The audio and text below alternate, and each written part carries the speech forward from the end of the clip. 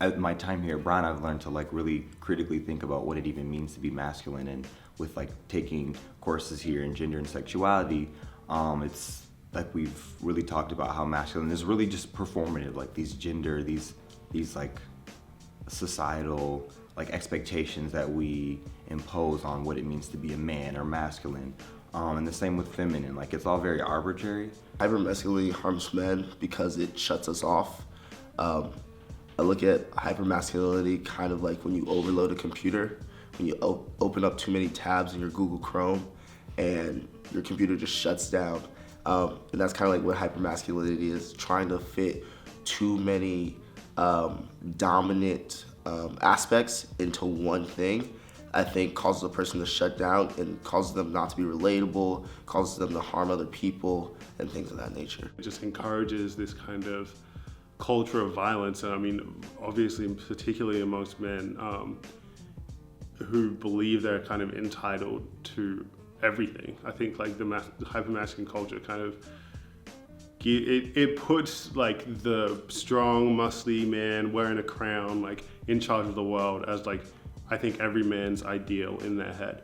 So every man kind of in a way feels like to get to like to be the ultimate man, you have to get everything that you're entitled to. And as a man, you're entitled to everything, and including people. And I think that that's just so dangerous once you're going out and you're like in the real world and interacting with other people of any kind of identity. And the way we teach masculinity forces men to prove themselves at the expense of other people.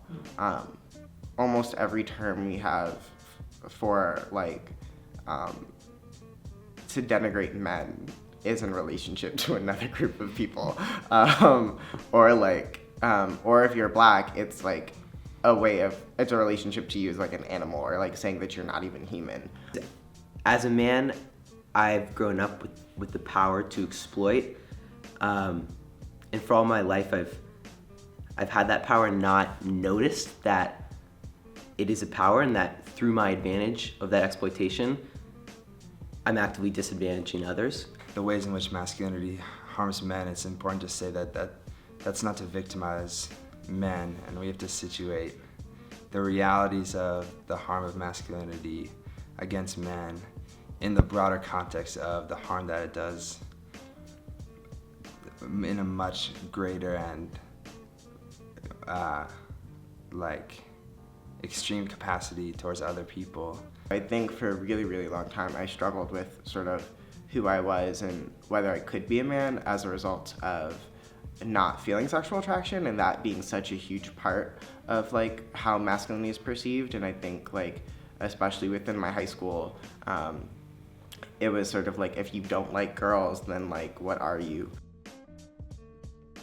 I realized that I wanted to have an intimate connection with other people and other men, and that was something that wasn't allowed, and it's still not allowed, I think, in a lot of places. And it really bothered me because I, see these people that I care about very greatly and that I love, and I can't have any form of intimacy with them, even something as simple as a hug, without it being something that's wrong. And so I had to quickly learn that what I knew to be true masculinity, or what it meant for me to be a man, was different from everyone else. And I've had to sort of change everyone else's opinion around me so that I could have that.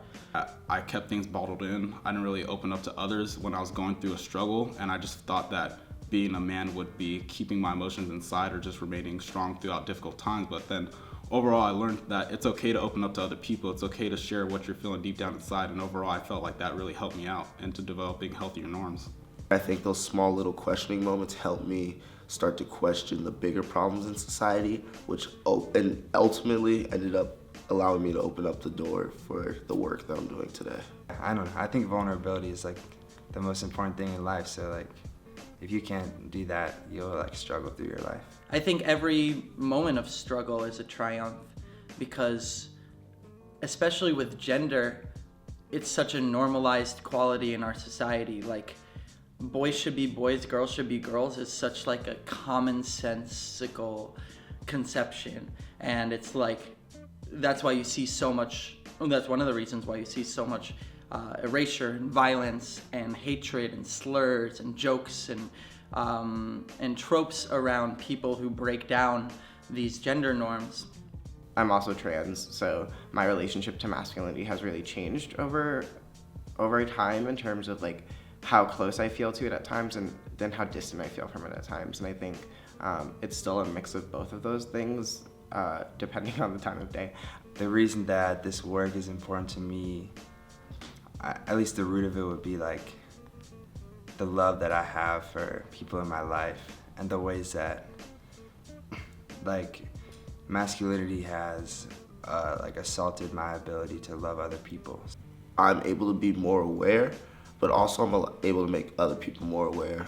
Not really talking as if I'm like an expert on the subject because I have a lot to learn, and I still embody some of the negative traits, but kind of working towards that positive space and allowing other people to like share in that with me and kind of allow other people to have those small questioning moments like I had originally to kind of grow and become part of this work, I think is really important. Yeah, it's really complicated.